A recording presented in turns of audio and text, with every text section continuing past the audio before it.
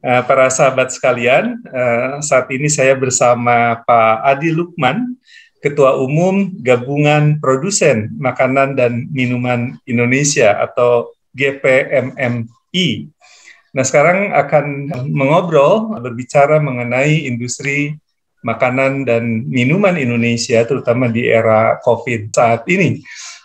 Pak Adi, selamat malam. Selamat malam, Pak Am. Ya, terima kasih Pak Adi sudah bergabung di Jendela Aam. Ini kanal informasi dan pengetahuan. Mudah-mudahan kita bisa berbagi ya Pak Adi untuk ngobrol mengenai industri makanan dan minuman kita ya di tanah air dan juga tentang dunia pangan lah secara umum. Nah, sekali lagi terima kasih Pak Adi. Ini langsung saya kira kita ngobrol ke topik pertama ya Pak Adi. Di era COVID-19 ini bagaimana kinerja industri makanan dan minuman kita nih Pak Adi? Ya baik, terima kasih Pak Am sudah undang saya. Ini kita ngobrol santai aja. Ya betul. Tapi saya ingin memberikan informasi tentang industri makanan dan minuman. Jadi selama pandemi COVID-19, memang industri makanan minuman merupakan salah satu industri yang tetap bisa bertahan dengan pertumbuhan positif. Ini yang membedakan ya. Jadi kalau kita lihat ini karena ditunjang oleh konsumsi rumah tangga yang cukup bagus ya di Indonesia. Ini konsumsi rumah tangga itu berkontribusi terhadap PDB itu sekitar 57% lebih. Dan pengeluaran penduduk untuk makanan dan minuman itu mencapai per kapitanya itu 50% untuk makanan dan minuman, dan industri dan untuk pangan olahan itu berkontribusi kira-kira sepertiga dari pengeluaran total penduduk untuk makanan dan minuman. Jadi kalau saya coba tunjukkan data ini ya, data pertumbuhan industri makanan dan minuman, mungkin terlihat ya. Jadi kita lihat ini Pak Aam. Jadi kalau kita langsung aja, nah kita lihat selama pandemi ya tahun 2020 tumbuh 1,58, 2021 ini ditutup 2,54. Memang meskipun positif, tapi pertumbuhannya tidak sebagus sebelum pandemi. Sebelum pandemi itu biasanya sekitar 7-9% lebih, ya. Tapi selama pandemi ini kita masih positif. Tapi ini kita masih bersyukur ya, karena pertumbuhan ekonomi sempat minus, tapi kita masih ini. Dan kontribusi industri makanan minuman terhadap PDB non migas itu terus meningkat. Kita lihat tahun 2017 ini 34%, sekarang sudah di level 38%. Jadi saya kira industri makanan minuman memegang peranan penting dalam ketersediaan pangan ya. Ya kalau kita bicara tentang ketahanan pangan, salah satunya dikontribusi oleh pangan olahan seperti itu. Dan yang menggembirakan gini Pak, jadi Indonesia ini kan menuju 100 tahun 2045 ya, tahun 2045. Iya betul. Nah, PDB per kapita kita itu tahun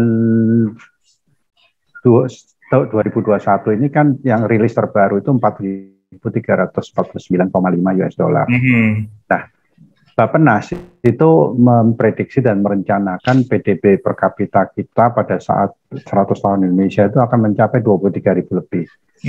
Dengan kondisi PDB lebih dengan PDB yang cukup tinggi, tentunya konsumen itu akan tidak hanya mencari produk pangan yang murah saja, tapi mereka akan lebih cari yang bervariasi, lebih bernilai tambah, lebih fungsional.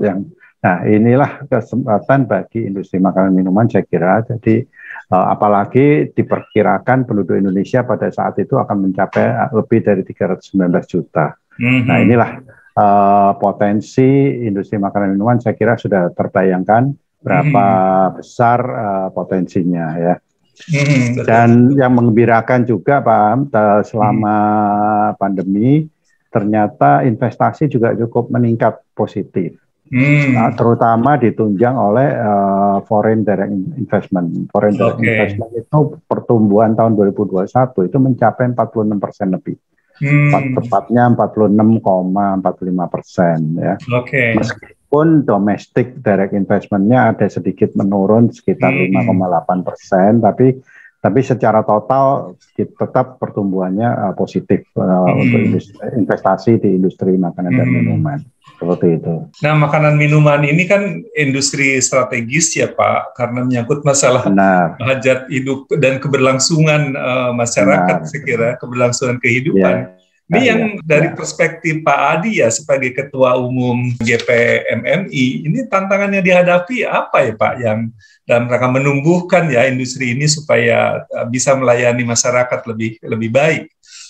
Benar, jadi tantangan kita, kalau kita bicara tantangan cukup banyak Pak. Kita lihat sepanjang rantai pasok itu, tantangan kita tentunya di global supply chain itu terkait dengan tarif dan non-tarif ya, itu di tantangan perdagangan ya.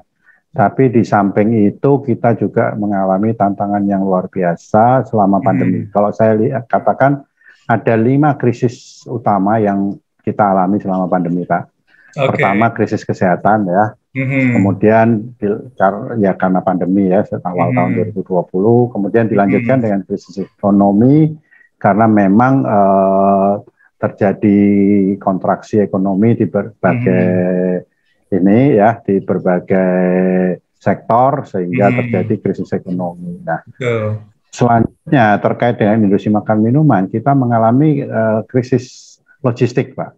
Krisis logistik itu sangat luar biasa karena kita semakin sulit mendapatkan kontainer, kita semakin semakin mahal ya, kontainer itu semakin mahal, dan ini menyebabkan berbagai kontraksi kesulitan di dalam perdagangan kita di pasar global, baik ekspor maupun impor. Nah, kemudian dilanjutkan dengan krisis komoditi karena terjadi kenaikan harga komoditi pangan yang luar biasa.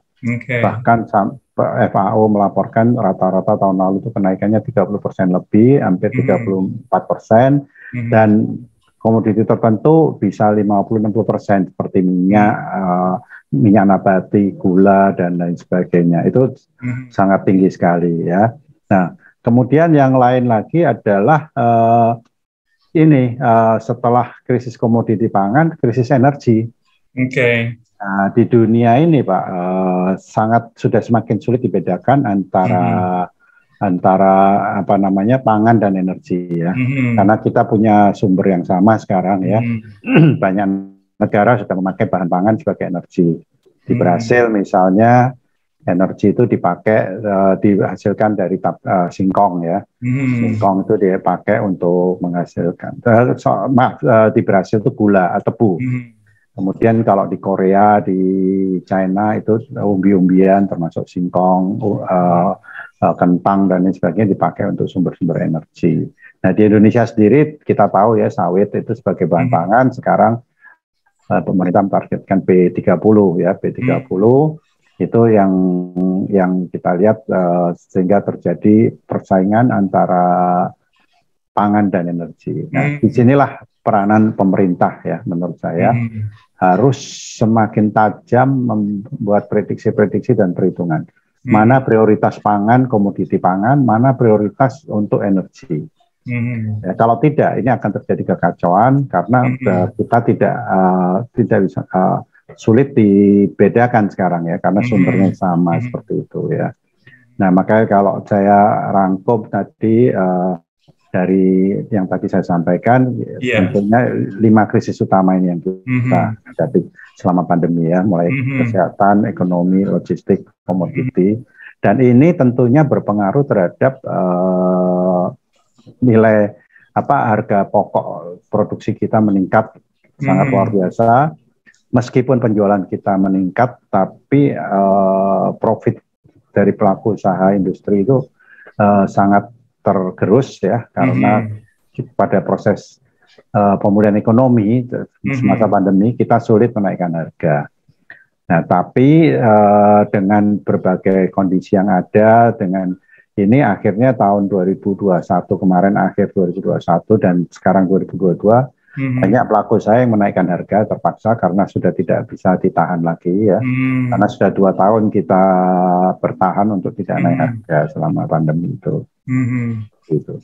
Nah, inilah kondisi yang ada, Pak. Ternyata logistik terpukul juga ya, Pak Adi. Benar. Bukan hanya muatan orang gitu ya, tapi barang terganggu ya rupanya. Benar ya. Jadi di dunia ini pada saat pandemi kemarin terjadi ketidakseimbangan perdagangan, arus barang tidak seimbang sehingga di satu negara terjadi penumpukan kontainer dan kapal, di satu negara lain terjadi kekurangan karena tidak seimbang antara bongkar muat pengiriman barang dari satu negara ke negara lain. Nah, ini berlanjut sampai sekarang ya. Dan akibatnya juga berpengaruh terhadap biaya logistik di dalam negeri. Jadi pengapalan dalam negeri pun meningkat luar biasa, sekitar 30-40% biaya pengapalan dalam negeri. Dan kalau pengapalan ke luar negeri itu bisa 5-6 kali lipat, Pak. Biaya logistiknya. Dan meskipun demikian belum tentu kita dapat space kapal karena sangat sulit sekali sekarang gitu, seperti itu. Wah, betul-betul krisis kalau gitu ya. Ini memang tantangan kita di dalam ekspor dan import kita. Sehingga ini berpengaruh terhadap harga-harga bahan baku, bahan tambahan pangan, semua terpengaruh karena logistiknya juga terganggu seperti itu. Pak Adi, dari perspektif kompetisi ya, kekuatan ini industri makanan minuman nasional ya, dibandingkan dengan industri yang sama dari luar ya, itu bagaimana peta kompetisinya dan bagaimana kekuatan industri kita, Pak? Ya, kalau kita lihat kompetisi, tidak semua komoditi atau produk pangan kita bisa bersaing. Terus terang memang kalau yang secara garis besarnya, kalau minuman itu memang sulit bersaingnya. Mungkin karena juga harga pokok kita terlalu mahal, bahan bakunya juga ini. Di samping itu juga mungkin dari sisi logistik ya, karena minuman itu sangat berat dan lain sebagainya ya. Tapi kalau komoditi makanan beberapa kita sangat bersaing ya. Seperti misalnya produk-produk kopi, teh, produk snack, biskuit dan lain sebagainya itu cukup bersaing di pasar global ya. Dan terbukti beberapa ekspor kita terus meningkat ya dari tahun ke tahun. Nah, inilah kita harus pandai-pandai mencari peluang di negara-negara tujuan ekspor. Pak Adi, mungkin ini agak lebih luas ya topiknya. Ini tentang ketahanan pangan kita nih. Dari kacamata Pak Adi, bagaimana melihatnya ya?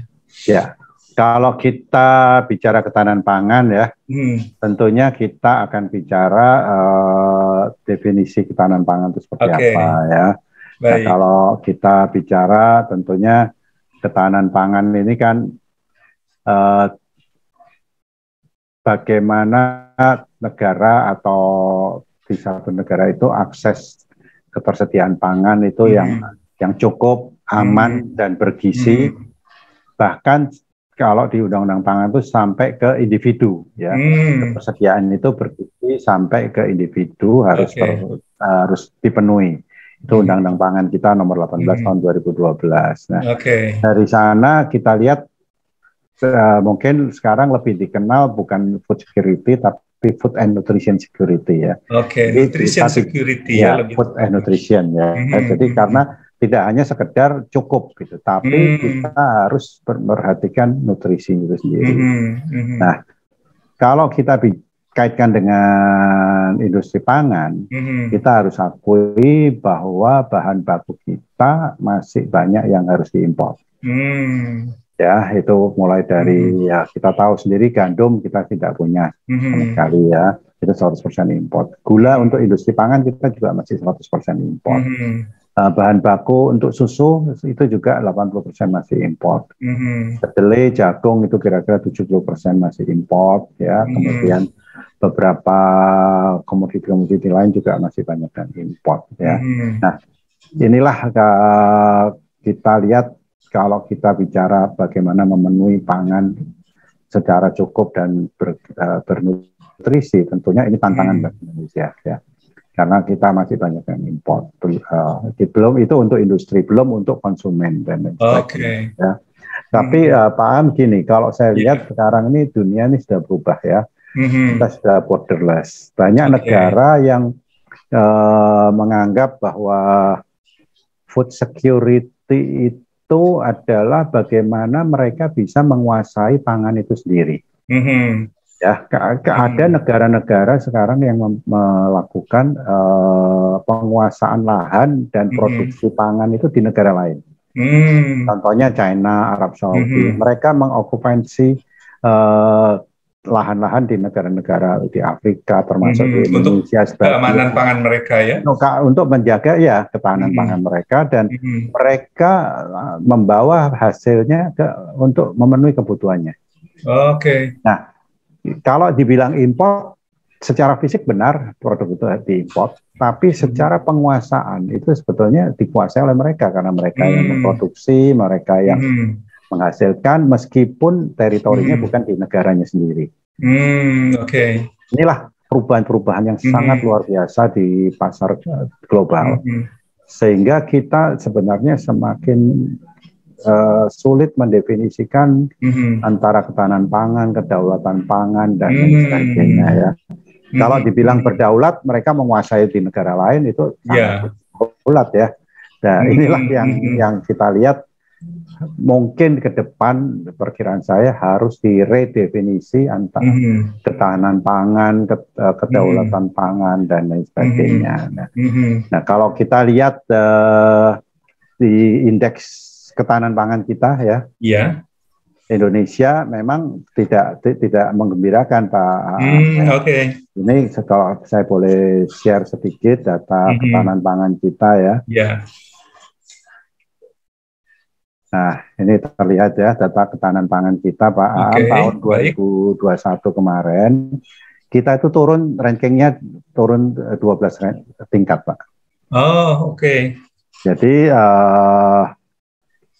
ini kita lihat, kita nomor sekarang di ranking 69, Pak, tahun 2021. Ini sangat jelek sekali ya. Itu ini dari nilai availability sampai natural resources dan resilience ini kelihatannya bagaimana kita harus memperhatikan ini ya, perhatikan ini karena kita sudah tidak bisa lagi memperhatikan satu sisi saja, tapi kita harus memperhatikan dari hulu ke hilir ya.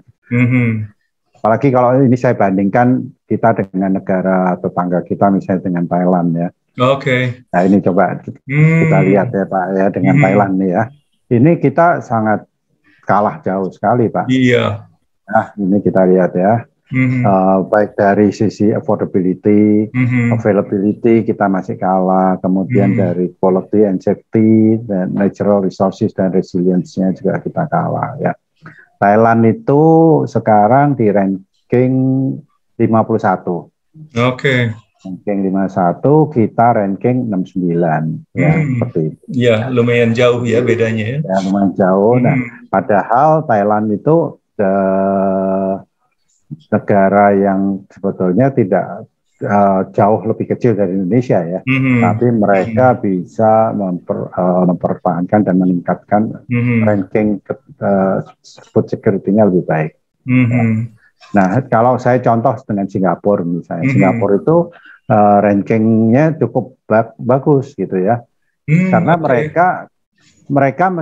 tapi mereka itu lebih banyak import kan, Pak ya.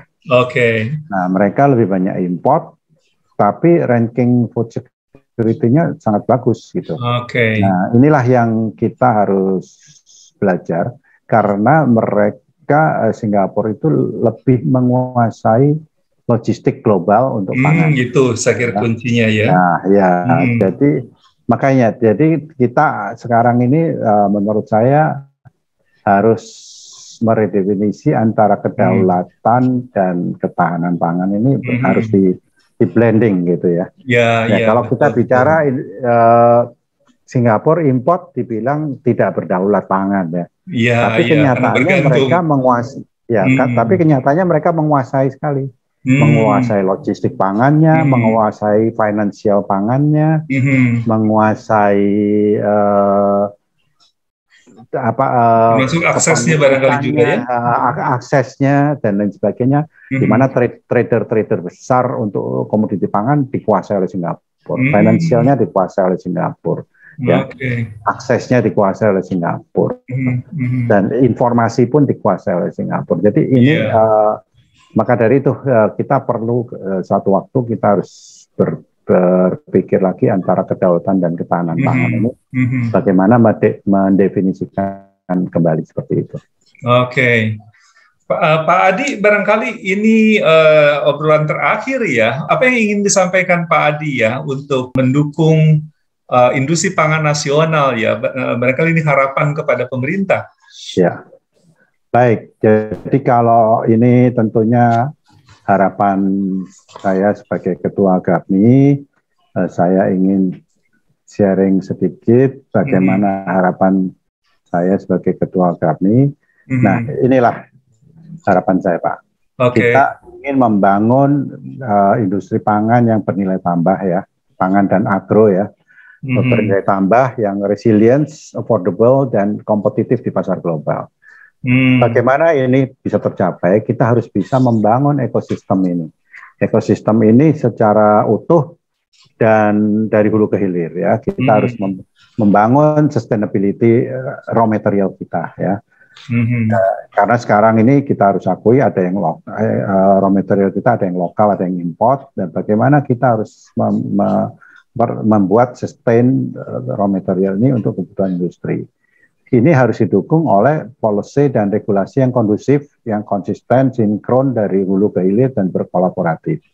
Ya, kemudian tentunya harus didukung oleh teknologi dan inovasi, ya, supaya ini bisa meningkatkan nilai tambah, meningkatkan daya saing kita.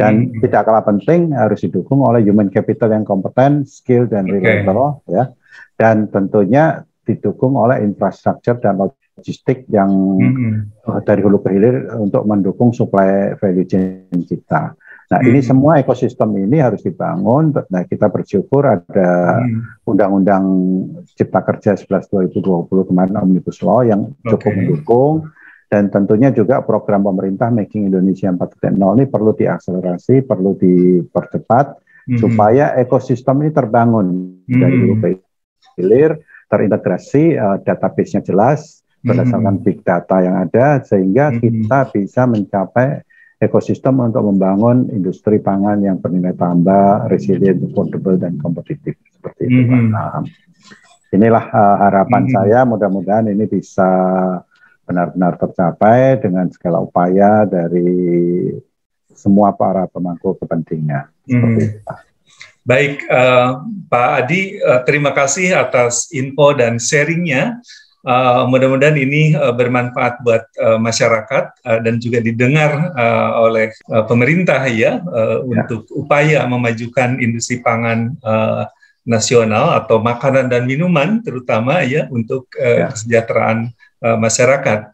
Para sahabat sekalian, demikianlah Pak Adi S. Lukman, Ketua Umum Gabungan Produsen Makanan dan Minuman Indonesia.